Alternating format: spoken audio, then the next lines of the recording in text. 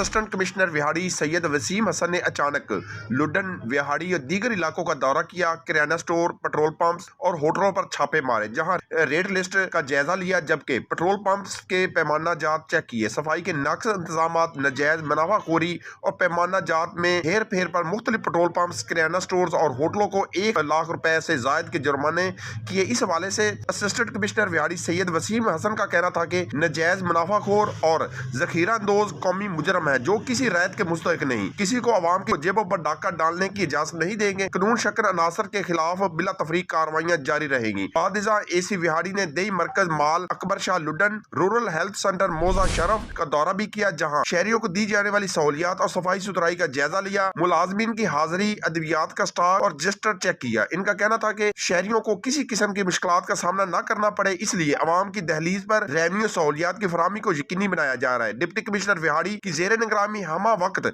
शहरियों के मसाइल के हल के लिए कोशा है।